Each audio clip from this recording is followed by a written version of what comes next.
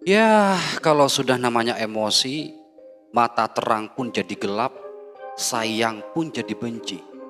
Bahkan hingga timbul dalam benak dan berniat untuk menghabisi nyawanya. Halo Sobat Bioskop, apa kabar hari ini? Assalamualaikum warahmatullahi wabarakatuh. Hari ini kita akan kembali membahas kejadian-kejadian mengerikan, kisah nyata yang terjadi di muka bumi ini. Dan kisah kali ini menimpa seorang perempuan. Ya, seperti yang dialami oleh bocah kelas 3 SMP ini. Tega bunuh pacar yang masih berusia 15 tahun. Dan tubuh korban ditemukan dikubur di taman. Ya, singkat cerita, aksi keji seorang siswa laki-laki kelas 3 SMP menghabisi nyawa pacarnya yang masih berusia 15 tahun. Kasus gadis 15 tahun dibunuh pacarnya ini memang tengah ramai diperbincangkan. Beberapa laporan dari masyarakat bahwa korban inisial NTD, yaitu lahir tahun 2009, tinggal di desa Nguhong, Komune Anhong, distrik Anduong, dan perempuan ini hilang.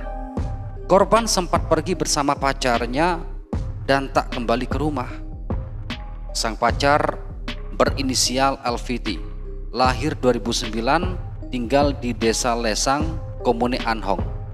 Ya, pada saat itu mengakui bahwa mereka sempat bertengkar pada tanggal 12 April. Dan pada saat itu T memukuli D hingga pingsan. Dia juga mencekik korban dan menyeretnya ke taman untuk dikubur. Wah, ini sangat sadis sekali. Ya sobat, LVT sempat mengalami masa sulit karena kedua orang tuanya masuk penjara usai terlibat dalam kasus ketenaga kerjaan.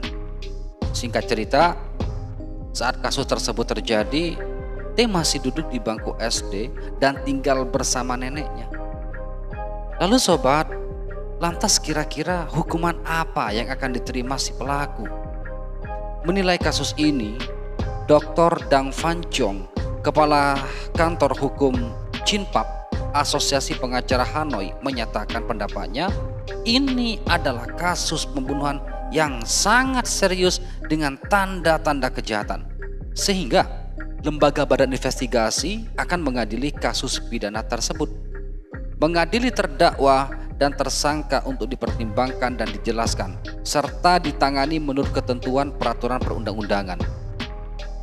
Dengan hasil identifikasi korban pembunuhan, kejelasan niat melakukan kejahatan, perkembangan perilaku dan usia tersangka menjadi hal penting bagi polisi untuk melanjutkan proses. Ya, menurut undang-undang, orang yang berusia 14 tahun ke atas harus bertanggung jawab secara pidana atas kejahatan yang dilakukan, terutama kejahatan berat yang disengaja, termasuk kejahatan pembunuhan.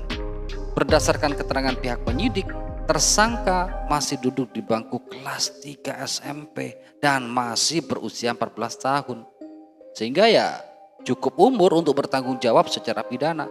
Proses hukum dari kasus ini masih berjalan hingga saat ini, sehingga belum diketahui secara pasti hukuman yang akan diterima oleh pelaku. Namun menurut hukum di Vietnam, pelaku bisa terancam hukuman penjara paling lama 12 tahun.